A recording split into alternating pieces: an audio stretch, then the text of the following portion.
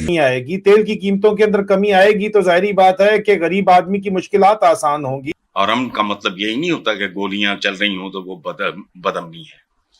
देखो अपने घर में आग लगी हो ना, उन्होंने ऑफिशियली कर दिया है, अपना डिस्प्लेजर शो किया है। एक ऐसा वीडियो भी सामने आया जिसने एक बार फिर सोशल मीडिया पर मेलोडी की चर्चा छेड़ दी। और वैसे तो ईरानी तेल की स्मगलिंग के ऊपर आखिरकार बीबीसी ने भी जाके स्टोरी कर दी है, जो मैं पिछले साल से बताता चला आ रहा हूँ। लेकिन एक बड़ा मशहूर बड़ा उसमें विजडम है कि तुझको पराई क्या पड़ी अपनी नबेड़ तू। कि ये जो कुछ हुआ है, 3 बंदे उनके मारे गए हैं और उसके ऊपर और काफ़ी इन्होंने शोर वोर डाला। जयशंकर साहब ने रूबियो से बात की, का स्वागत किया और कहा आपसे दोबारा मिलकर अच्छा लगा। इसके जवाब में पीएम मोदी ने भी हल्के फुल्के अंदाज में सोशल मीडिया पर दोनों करने के अंदर पाकिस्तान की फौज का जो है वो एक बहुत बड़ा साबित शुदा किरदार है। नंग, बदइंतजामी, करप्शन, बेरोजगारी, जहालत, नफ्सा नफ्सी अवाम के दरमियान कुछ के पुश्ते कहते हैं ना जो लग रहे हैं। दोस्तों, मोदी जी और मेलोनी जब भी मिलते हैं उनके मीम्स बनने शुरू हो जाते हैं, बिल्कुल हाईलाइट में आ जाते हैं और मीडिया का पूरा फोकस उनकी तरफ हो जाता है। अब G7 की जो मीटिंग चल रही है उसमें ट्रम्प तो फूफा की तरह साइड में खड़ा हुआ था, नाराज़ फूफा की तरह, लेकिन मोदी जी बिल्कुल लाइमलाइट में थे और वो बिल्कुल उनको बीच में रखा गया, उनको पूरी वीवीआईपी ट्रीटमेंट दिया गया, जबकि ट्रम्प को बिल्कुल भी इग्नोर किया है ज़्यादातर लोगों ने, खासकर फ्रांस के राष्ट्रपति ने और मोदी जी ने, क्योंकि इन दोनों के खिलाफ काफ़ी कुछ बकवास की थी ट्रम्प ने और अब कोई सीरियसली नहीं लेता है ट्रम्प को। दूसरी तरफ मेलोनी जी का पूरा जो ध्यान है वो मोदी जी पे होता है। काफ़ी अच्छे ढंग से दोनों मिले और जो क्लिपिंग्स आपने देखी हैं वो काफ़ी वायरल हो रही हैं पूरी दुनिया में। उन्होंने कहा कि भाई हम तो इंस्टाग्राम पे सबसे ज़्यादा मशहूर हैं, सबसे ज़्यादा फॉलोअर्स हमारे हैं। दूसरी तरफ ट्रम्प को रेड कारपेट नहीं मिला तो ट्रम्प थोड़े नाराज़ थे, लेकिन इस सब में पाकिस्तानी मीडिया अपना फ़ायदा ढूंढ रही है। इनको लग रहा है कि भाई जो 3 भारतीय नाविक मारे गए उन्हें लेके और ज़्यादा प्रोटेस्ट करना चाहिए था भारत को, लेकिन भारत ने जो प्रोटेस्ट किया वो बिल्कुल ठीक किया, जहाँ तक कर सकते थे वो सारी चीज़ें भारत सरकार ने की हैं। चीन के भी नाविक मारे गए हैं इस तरह के कुछ हमलों में, लेकिन चीन भी इससे ज़्यादा कुछ नहीं कर पाया जो भारत ने किया है। तो ये हमें प्रैक्टिकली और लॉजिकली इन चीज़ों को समझना चाहिए। जिस तरह की मूर्खतापूर्ण बातें हमारे देश में कुछ लोग करते हैं वो अनप्रैक्टिकल हो जाती हैं, अनलॉजिकल हो जाती हैं। जब उनकी सरकार थी तो वो इतना भी नहीं कर पाते थे। आप इस सब के बारे में क्या सोचते हैं कमेंट बॉक्स में ज़रूर लिखिएगा। वीडियो अच्छा लगे तो लाइक करें, शेयर करें, चैनल को सब्सक्राइब करना ना भूलें और बेल का आइकन प्रेस करें लेटेस्ट नोटिफिकेशन के लिए। आइए आगे बढ़ते हैं इस वीडियो में।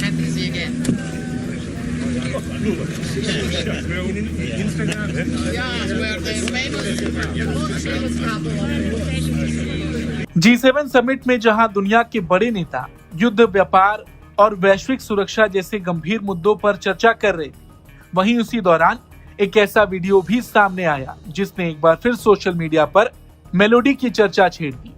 जी हाँ, G7 समिट के दौरान जब दुनिया भर के नेता फैमिली फोटो के लिए इकट्ठा हुए, तब प्रधानमंत्री मोदी और इटली के प्रधानमंत्री जॉर्जिया मेलोनी की मुलाकात ने सबका ध्यान अपनी ओर खींच लिया। जैसे ही दोनों नेता आमने सामने आए, मेलोनी ने मुस्कुराते हुए प्रधानमंत्री मोदी का स्वागत किया और कहा आपसे दोबारा मिलकर अच्छा लगा। इसके जवाब में पीएम मोदी ने भी हल्के फुल्के अंदाज में सोशल मीडिया पर दोनों की लोकप्रियता का जिक्र छेड़ा। इस पर जॉर्जिया मेलोनी ने हंसते हुए कहा, हाँ हम इंस्टाग्राम पर सबसे ज्यादा मशहूर हैं। दोनों नेताओं के बीच ये हुई छोटी सी बातचीत कैमरे में कैद हो गई और अब सोशल मीडिया पर तेजी से वायरल हो रही है।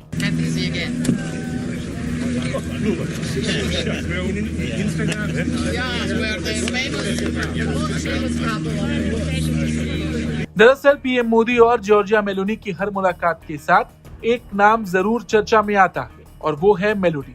ये शब्द मेलोनी और मोदी के नाम को मिलाकर बनाया गया है और पिछले कुछ सालों में ये सिर्फ एक हैशटैग नहीं बल्कि एक बड़ा सोशल मीडिया ट्रेंड बन चुका है। का बाल पूरी दुनिया में कहीं पे भी है। ईरान और अमेरिका की जो डील साइन होने जा रही है, जिसका हमें एक अलिजेड ड्राफ्ट यहाँ पे लीक यहाँ पे आपको नजर आ रहा है जो पहुंच चुका है।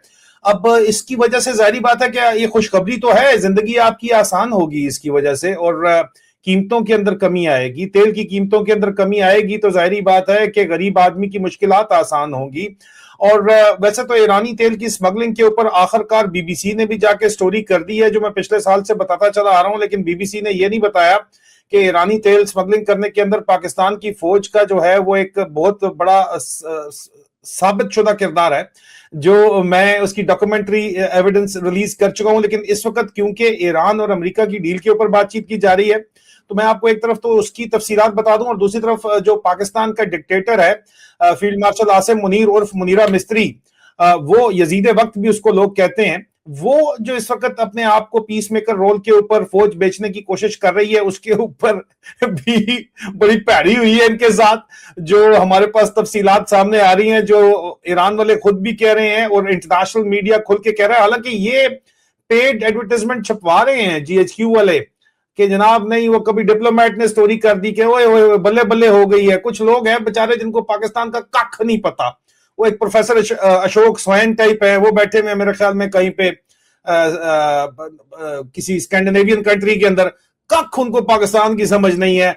लेकिन जाहिर बात है पेड मीडिया तो सारे पढ़ते हैं, जो प्रिंट के ऊपर पूरी दुनिया के अंदर जो है वो इंटरनेशनल मीडिया की भी बहुत बुरी हालत है, स्पॉन्सरशिप के ऊपर उनका काम चल रहा है। तो ये तरीका इन्होंने पकड़ लिया कि अमेरिका से लॉबिंग फर्म हायर करो, उनके जरिए जो है वो 2 डायरेक्ट एडिटर्स के साथ बातचीत करो, उनको एडवर्टाइजमेंट के लिए दो जो देना है, और एडवर्टाइजमेंट बजट उनको प्रेजेंट करो और उनसे अपनी मर्जी की स्टोरियां छपवाओ। ये तरीका इन्होंने जो है वो सीख लिया है। लेकिन बहरहाल सच फिर भी निकल आता है, क्योंकि क्रेडिबिलिटी जो इंटरनेशनल इस वक्त पब्लिकेशंस हैं उनकी एट स्टेक होती है। सबसे पहले तो ये जो आपको वीलॉग के अंदर मैं ये बताता चलूं कि ये जो आपको इस वक्त नजर आ रहा है डॉक्यूमेंट, ये स्क्रीन के ऊपर आप देख रहे हैं, ओरिजिनल डॉक्यूमेंट नहीं है, ये लीक्ड। मैं दरअसल ना इतराफ कर रहा हूं पब्लिकली, मैं जरा कम ज़हन और कम ज़र्फ सा आदमी हूं, इससे भी कहीं ज्यादा। देखो दुनिया का अमन जरूरी है, लेकिन इससे भी करोड़ों गुना ज्यादा अहम मेरे मुल्क के अंदर का अमन है। और अमन का मतलब यही नहीं होता कि गोलियां चल रही हो तो वो बदअमनी है। देखो अपने घर में आग लगी हो ना, तो साथ वाली गली में उधर आग बुझाने जाओगे? बहरहाल वो एक बड़ा मशहूर बड़ा उसमें विजडम है कि तुझको पराई क्या पड़ी अपनी नबेड़, तू कोई और कर लेगा। इसमें और बहुत सारे फैक्टर्स होंगे, शुरू होने के पीछे सारे फैक्टर्स हम नहीं जानते, इसके इख्तिताम के बारे में भी सारे फैक्टर्स हम नहीं जानते, गेस वर्क है। मैं जो बात कर रहा हूं वो मोटी चटकी, मैंने वही कहा ना, कम ज़हन आदमी वाली। घर यानी मुल्क के अंदर घमसान की जंग जारी है। भूख, नंग, बद इंतजामी, करप्शन, बेरोजगारी, जहालत, नफसा नफसी अवाम के दरमियान कुश्तों के पुश्ते कहते हैं ना जो लग रहे हैं। मुझे मुल्क के अंदर अमन सुख सुकून से ज्यादा दिलचस्पी है। मेरे लिए बहुत सानवी इंपॉर्टेंट है, बट बहुत सानवी। मगर सर इस जंग का एक एनर्जी क्राइसिस एंगल भी तो था ना, उसने तो हमें बहुत ही मुतासिर करना था अगर कंट्रोल ना कर पाते। यार होता रहे एनर्जी क्राइसिस, होता रहे energy crisis, can you compare? मैं नहीं करता। ये ईरान, अमेरिका वगैरह, ये वो सारी दुनिया में जो मुल्क के अंदर हो रहा है मुझे वो ही नहीं चैन लेने दे रहा। मैंने कहा ना मैं कम ज़हन आदमी हूं, मैं बहुत दूर तक जा नहीं सकता, मुझे यहां से फुर्सत नहीं मिल रही। मैं डेली अखबारें जितनी पढ़ता हूं उसमें जो जो खबरें होती हैं, इस मुल्क में अरबों खरबों